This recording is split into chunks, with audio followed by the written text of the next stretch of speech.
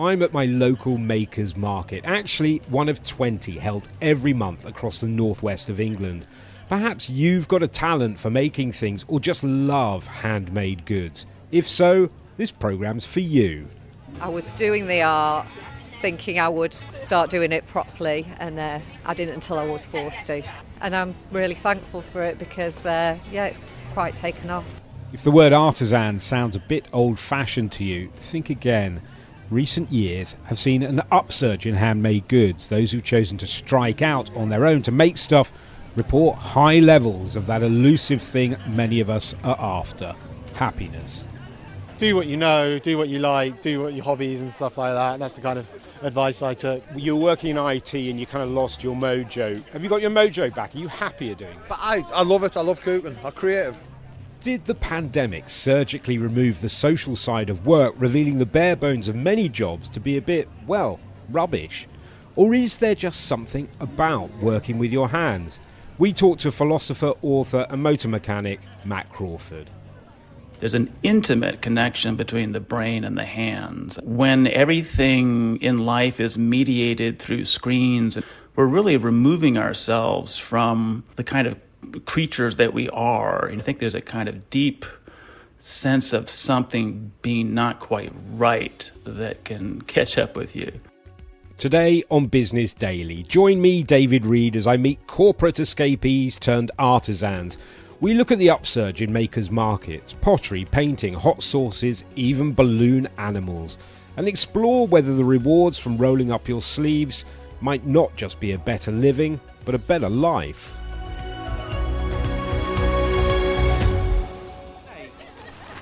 And what colour should we do the snake's tongue? Red! Red. There's definitely something mesmerising about watching someone with a practiced skill. Today at Makers Market in West Didsbury, a Manchester suburb, cartoon shapes are being conjured out of thin air. The kids are wide-eyed. And shall we think of a great name for your snake? Yeah, sausage! What, a sausage? Yeah! Sausage snake? Sausage the snake is twisted into shape, and the grown-ups debate the rules for snake names. Surely they always start with an S. Roger the snake, yeah. Roger the snake. Roger the rattlesnake. No, just Roger the snake. Oh, okay. Yeah, if You it sound was, like a difficult person. I am quite difficult, yeah. We've got penguins or ladybird wristbands. My name's Jim. I've been doing balloons at the Makers Markets for a few years. But yeah, it's just great fun. The atmosphere is fantastic. Everything but the rain is good for me, you know. Do this on weekends. In the week I work driving a minibus. So yeah, I just have a couple of different jobs in life. You know, I just tend to find overall it balances me out. You're incredibly good. Thank you very much. It helps having a bit of a range of things on a good display that you know the kids are going to be interested in. So there's a little bit of careful marketing around it, but yeah, the kids are usually happy. The Makers Market is full of people like Jim. Stretched out in front of us are rows of stalls selling products made exclusively by the stall owners themselves. Under flapping canvas awnings, there's a ginger cordial, brilliant pottery caricatures, and a fascinating stall selling exotic mushrooms. It's even equipping people to grow their own.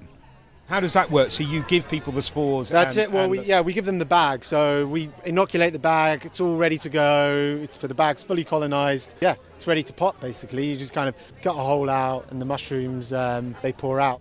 My name is Gareth Griffith-Swain, and I'm the owner of Fungi Foods Exotic Mushroom Company. Gareth loves his new business, but he's getting a bit tired of the jokes. Yeah, I get so you're a fun guy quite a lot, which, yeah, cringes me out with it. That's very good. Yeah, well, okay. It was good the first time, but yeah. How did you get into this? Are you a botanist or, I mean, it's not really botany, is it? It's no. mycology. Yeah, mycology. Yeah, no, I mean, I've always been really, really interested. I've been growing oyster mushrooms for a long time as a hobbyist. I mean, I used to work down in London, worked in kind of restaurant supply chains. Then COVID hit, and I kind of just started growing mushrooms a little bit more professionally. The pandemic hit, and did this sort of result in a sort of re-evaluation of where you were, or was it just something that you fell back on because because restaurants were closed? Yeah, it was the tipping point really for me. I've worked in companies for quite a while, and never really found my feet, and it was always just like, got to do something for myself. And yeah, that was just the tipping point, really. And I knew, do what you know, do what you like, do what your hobbies and stuff like that. And that's the kind of advice I took. You making a living from this? Are you happy with, or is it sort of early days? It's just not my full-time job. No. I do other bits and pieces because I don't completely rely on this. The setup costs have been quite high, so it's just taken, it's about recuperating that first, and then. But we're looking good, and I mean, I'm really going to focus on the medicinal side of things. We'll go down that path, and we'll see how it goes. Just across from Gareth is someone who also reached a tipping point in lockdown and did go full-time. I'm Audrey, and my art's called Audrinka Art, and I do colourful illustrations of people and places and pets. So I was doing clothing design for 20 more years. I was doing the art, thinking I would start doing it properly, and I didn't until I was forced to. I lost my work in lockdown, so I'm quite glad I got forced to. It's funny because I think a lot of people, the lockdown really changed the trajectory of their lives. Yeah, it definitely did, because I don't think I would have ever just done it. It would always be, maybe next year I'll do it, and it was always the never. So, and then I had to. Tell me a little bit about Maker's Market and the kind of ethos behind it, because I get the feeling that it's kind of pushing back against corporatism, both in terms of the individuals like yourself who are making stuff, but also the people who come here to buy stuff. They want something different. They do, and I think they love knowing the person that's made what they're buying. I think that they get behind you, they're supporting you. I think they feel good about what they buy instead of a faceless copy tap in the high street. Hi! I'm just being interviewed, sorry. You couldn't choreograph it. Just as Audrey's talking about cheap, mass-produced stuff from faceless high street chains, and a customer she's never met but whose photograph she's pored over to make her portrait, well, she's just turned up at the stall. Her name's Rachel. So I'm just about to move house, me and my daughter, so this is my housewarming present to myself. So it's here. That's me and my daughter. Oh, that's lovely. It's gorgeous, isn't it? Yes. The colours are so vivid. That's what I like about what she does. I mean, and really sort of nicely stylised, very flat, isn't it? Audrey's work is decorative. It's like you're seeing yourself in a poster. Customers come to a local hub to pick up the finished work. I did pick it up, and genuinely, the lady got it out and she went, "Oh, this is definitely you." And I was like, "Oh, I love that." And then I started, I had a tear in my eye because I got all emotional. It's not like a portrait of me, but it just resembles, it's me. I showed it to my friends and they're like, "Oh my God." So everyone's asked for it. Catherine here is just like, "Right, I'm getting a wedding one. I've got you some extra business." This kind of work advertises itself. It's local, word of mouth. Family portraits are just the kind of thing you share with friends, post online. Thanks a lot, thank you. It was nice to meet you in person. It's clear Audrey's touched by meeting Rachel. So I've never actually met her, but I recognised her because I've been drawing her all week. You did recognise her? I did recognise her, yeah. Well, it's such a nice thing, that, though, isn't it? Yeah, it's a very personal thing, so... She's not being put on hold, or you're not hiding behind a website, as, a lot of our interaction these days are. Yeah, people can meet you in person and discuss. I think it just makes a difference.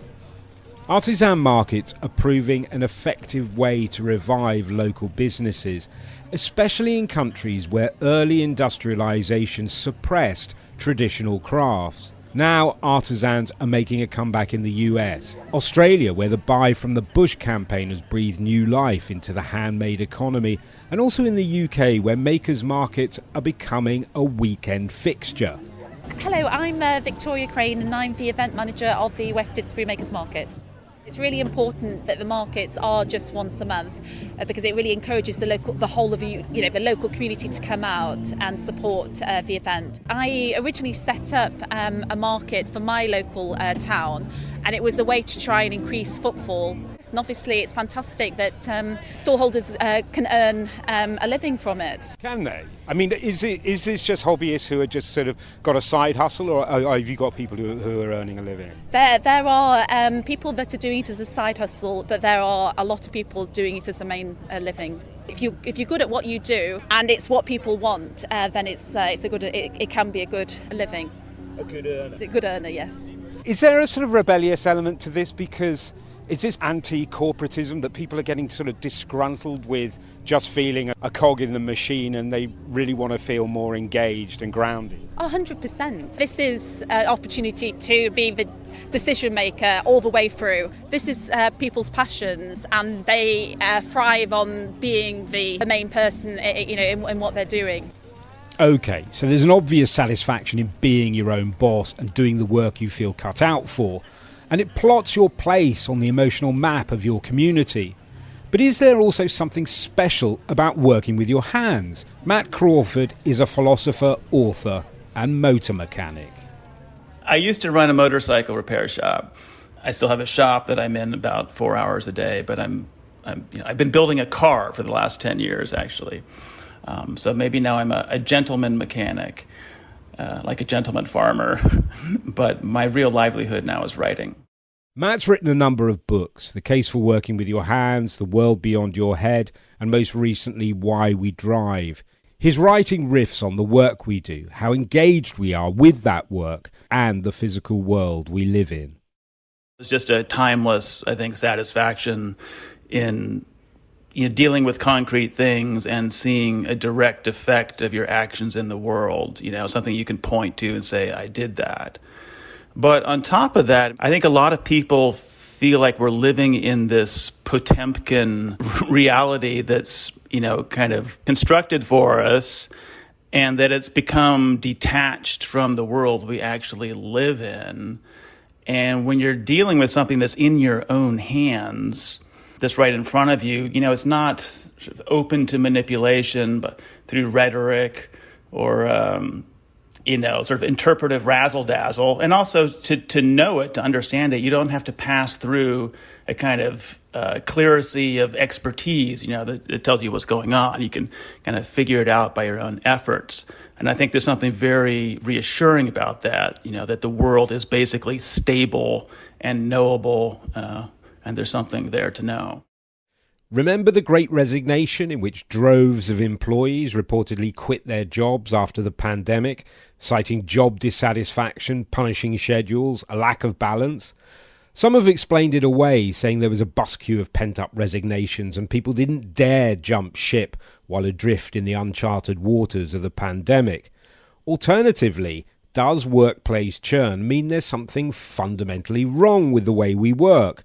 A malaise caused by modern management structures that bar true engagement in the tasks we do. So the kind of algorithmic governance that increasingly is sort of taking over from the exercise of discretion by an actual human being, you can view it, I think, as continuous with that development that started 100 years ago of separating thinking from doing. So the assembly line is the classic example of that. And more work is subject to this process whereby the actual sort of cognitive elements of it are removed from a set of professionals and relocated in a much smaller sort of management class. And those former professionals are essentially reduced to clerks administering a system that sort of runs on its own. And a sense of uselessness can creep in. And that might be another reason why people want to take up some tangible work that makes them feel useful. I think we have to feel useful. For Matt, tools and our mastery of them to make and do things take us into the world. We've become boxed in by screens, too much in our heads, like our bodies are just vehicles carrying our brains to meetings. Tools take us beyond our cerebral prison into the world beyond our heads. I think in the best cases, the tool almost becomes like a prosthetic. In other words, it becomes so completely integrated with your own sort of body-mind circuits that it almost disappears and you feel like you're just acting on the world directly. There's an intimate connection between the brain and the hands. When everything in life is mediated through screens, we're really removing ourselves from the kind of creatures that we are. And I think there's a kind of deep sense of something being not quite right that can catch up with you. Talking to the artisans at the Makers Market, and what they say kind of rhymes with what Matt Crawford's thinking. Steve Cooley previously worked in IT, but all that screen time got to him, and he says he lost his mojo. He turned to his real passion, cooking, and launched a line of chili sauces called Daddy Cool. I was in IT, had my own IT company for 15 years prior to this. Lost the mojo, then for the love of cooking I've come back to it because purely for the love of cooking. It's all made by hand, all hand labelled, and we only use fresh produce, which stands out in the flavour. You were working in IT and you kind of lost your mojo. Have you got your mojo back? Are you happier doing it? But I love it, I love cooking, I'm creative. But people can be snooty about manual work. Matt Crawford says that just because work is dirty doesn't make it dumb. A skill like pottery can take a lifetime to master, encapsulating design and intuitive understanding of materials, their physics and chemistry.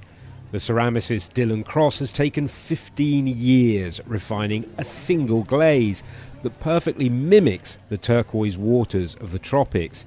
He's sensing a shift in attitudes towards artisans. I think people are starting to feel the pots. You know, when you have your first cup of tea or coffee in the morning, that handmade piece it just feels better than a mass-produced something from China. I had a lady come down before and she held her cup with two hands as if it was warm, like a warm soup that you just hold.